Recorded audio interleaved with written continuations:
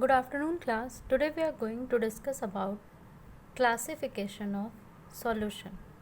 Students, earlier to this we have discussed about solution, that is water solution, and we have also discussed about the properties of solution.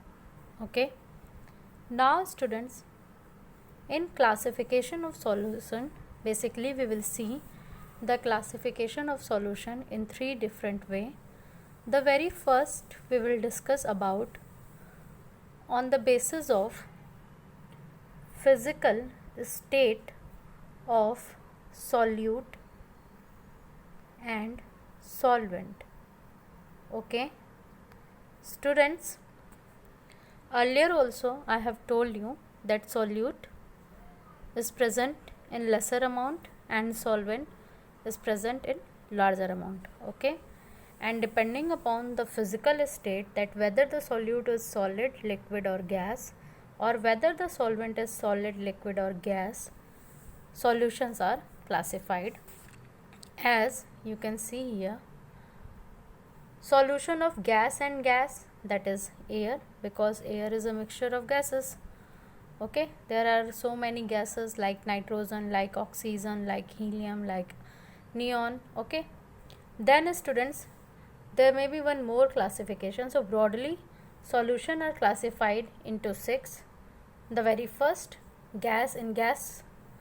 The very second, gas and liquid, so you can assume it as soda water.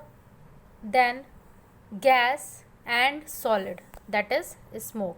So as there are gases in air and smoke is also mixed with them, resulting in one more classification of solution. Then students, liquid and liquid, you can assume like alcohol and water, or you can assume like water and lemon. Then solution of liquid and solid, that is sea water, there is sodium chloride as a solid and liquid water.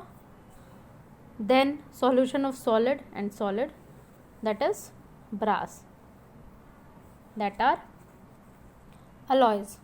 Okay, so all are come under category, that is classification of solution, and this classification is basically based on physical state of solvent and solute. Okay, now students, let's move to the next classification. So here you can see we will give two terms like dilute solution and concentrated solution. So students, in solution, the relative proportion of solute and solvent can be varied. Okay, if we add a few crystal of sugar in 100 ml water, to suppose a condition, here is a beaker, here there is 100 ml of water in it. Okay, and there are few crystals of sugar, so few crystals of sugar are here, and 1 teaspoon of sugar in 100 ml of water in another glass. So there is another tumbler, or you can assume it as a glass. Here is also 100 ml of water, and here there is 1 tablespoon of sugar. Then we will find in glass one solution is less sweet. Okay, so for solution 1 we can use the word dilute, and in comparison of solution 2 we can use concentrated. In other words, we can say that if solute in proportion of solvent is less, then the solution is dilute, and if solute is more in proportion of solvent, then the solution is concentrated.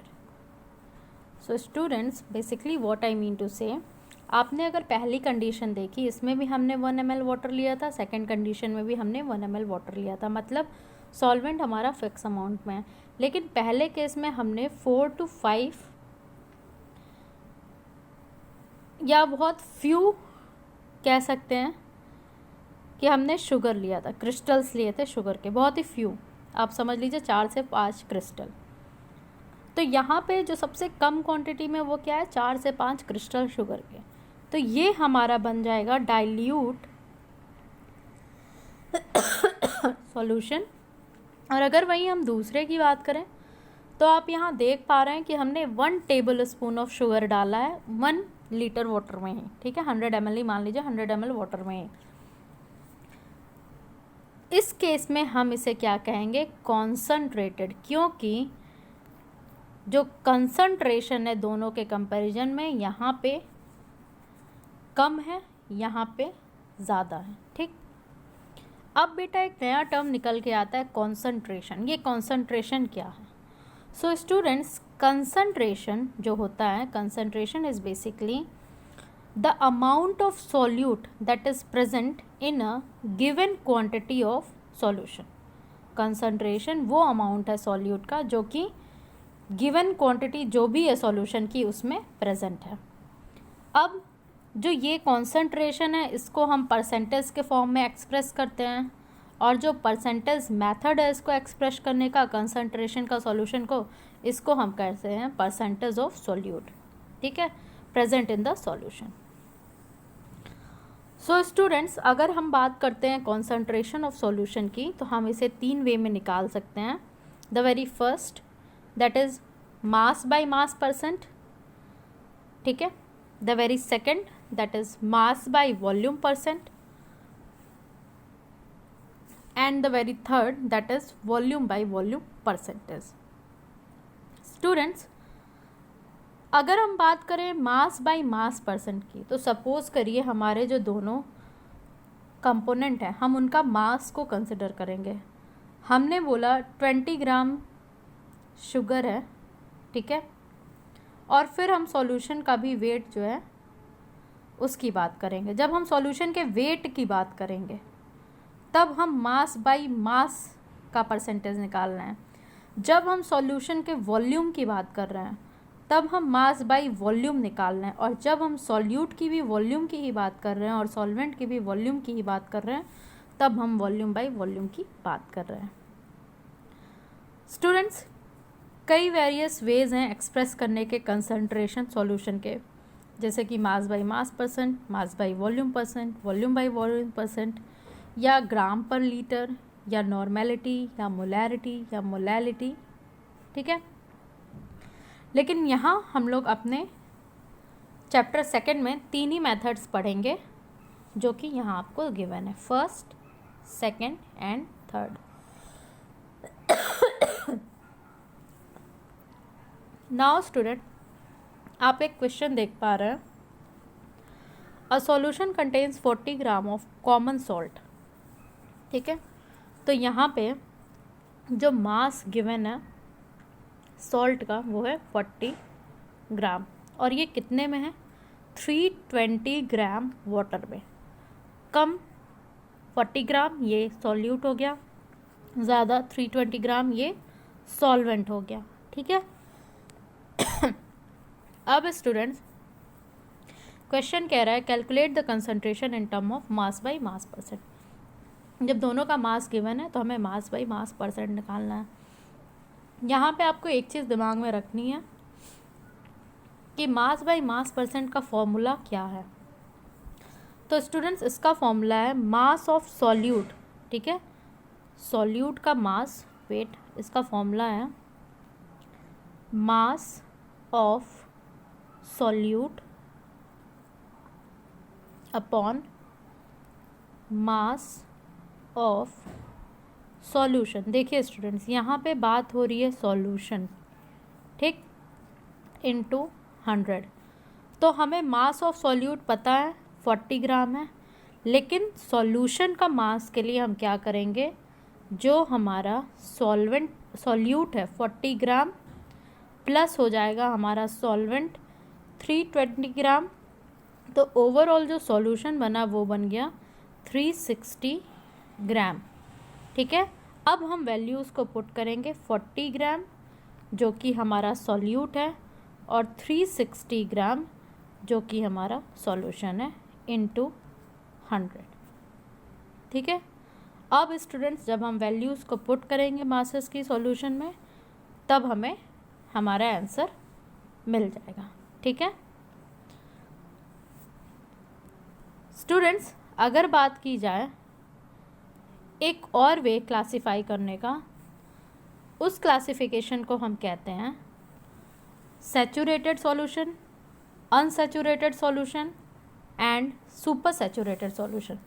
इस case में students आपको क्या assume करना है, suppose करिए एक कोई temperature है जिसमें एक सॉल्यूशन है और वो डिज़ोल्व कर ले रहा है as much as solute it is capable of dissolving, तो उसको हम क्या कहेंगे, सैचुरेटेड। मतलब सपोज करिए एक ग्लास है, इसमें हमने सॉल्ट डाला या हम क्या लेते हैं शुगर को डाला, और शुगर हमने 4 स्पून डाल दिया, डिज़ोल्व हो गया। 4 स्पून तक इसकी क्वांटिटी है कि वो उसको डिज़ोल्व कर लिया, तो ये क्या हो गया, सैचुरेटेड सॉल्यूशन। सेकंड कंडीशन समझिए स्टूडेंट, सेकंड कंडीशन ये है कि अगर हम बात करें सेम क्वांटिटी ऑफ वाटर की, ओके, अब इसमें क्या होगा, हमने 1 स्पून शुगर डाल दिया, तब आप क्या देखेंगे, वो डिज़ोल्व तो हो रहा है, लेकिन अगर हम और ऐड करते जाएंगे तब वो डिज़ोल्व होना बंद कर देगा। उस कंडीशन को हम क्या कहेंगे, अनसैचुरेटेड सॉल्यूशन। दैट इज़, आप यहाँ डेफिनेशन में भी देख पा रहे हैं, अगर हम सैचुरेटेड सॉल्यूशन की बात करें तो when no more solute can dissolve in a solution at a temperature is called saturated solution, ठीक है। And the amount of solute present in the saturated solution at this temperature is called solubility. Solubility भी आपके लिए important है, तो solubility होती क्या है, कितना अमाउंट में सॉल्यूट प्रेजेंट है किसी भी सैचुरेटेड सॉल्यूशन में, उसे ही हम क्या कहते हैं, सॉल्युबिलिटी। स्टूडेंट्स, अनसैचुरेटेड में क्या हो गया, अगर जो अमाउंट ऑफ सॉल्यूट है सॉल्यूशन में लेस है सैचुरेशन लेवल से, उसे हम क्या कह देंगे, अनसैचुरेटेड। वहीं पे स्टूडेंट्स सुपर सैचुरेटेड क्या हो जाएगा, सुपर सैचुरेटेड के केस में होता है जब हम टेम्परेचर रेज कर दें, ठीक है, तो जो मोर अमाउंट ऑफ सॉल्यूट है वो डिज़ोल्व होने लगेगा। मतलब अगर आप वही कंडीशन अज्यूम करिए जो हमने स्टार्टिंग में अज्यूम की थी सैचुरेटेड के केस में, हम इसमें 4 टेबल स्पून शुगर डाल दे रहे हैं, ठीक है, ये यूनिफॉर्मली डिज़ोल्व नहीं हो रहा है, लेकिन अगर हम इसका टेम्परेचर रेज कर दे रहे हैं, मतलब हम इसको हीट अप कर दे रहे हैं, तब क्या हो जाएगा, वही 4 टेबल स्पून ईजिली डिज़ोल्व हो जाएगा। इसे हम क्या कह देंगे, सुपर सैचुरेटेड सॉल्यूशन। तो इस तरीके से हमें सॉल्यूशन को डिवाइड करना था। एक चीज़ स्टूडेंट जो यहाँ रह जाती है कि सॉल्यूशन और अगर मिक्सचर को डिफ्रेंशिएट करना है तो हम क्या कहेंगे। तो अगर बात की जाए ट्रांसपेरेंसी की, तो आप देख सकते हैं सॉल्यूशन जो होते हैं थोड़े ट्रांसपेरेंट होते हैं, लेकिन मिक्सचर क्या होते हैं, ओपेक होते हैं। अगर हम बात करें सेपरेशन, तो सॉल्यूशन को हम लोग सेपरेट नहीं कर सकते हैं सिंपल मेथड से, जैसे कि अगर फिल्टरेशन हुआ या डिकंटेशन हुआ, लेकिन मिक्सचर को हम जो है उसके जो सॉलिड सब्सटेंस है उनको सेपरेट कर सकते हैं। बात की जाए विजिबिलिटी की, तो सॉल्यूशन में पार्टिकल्स जो होते हैं वो इनविजिबल होते हैं, ठीक है, और मिक्सचर के केस में थोड़े बहुत विजिबल होते हैं। इसी तरीके से अगर होमोजेनिटी की बात की जाए तो सॉल्यूशन होमोजेनस है और मिक्सचर हमारा हेट्रोजेनस है। अगर वॉल्यूम की बात करें कि इंक्रीज इन वॉल्यूम देखने को मिलता है कि नहीं मिलता है, बढ़ता है कि नहीं मिलता है, तो सॉल्यूशन में वॉल्यूम इंक्रीज नहीं करता है, और वहीं पे मिक्सचर में वॉल्यूम जो होता है वो इंक्रीज करता है। So this is all about today's lecture. Thank you class.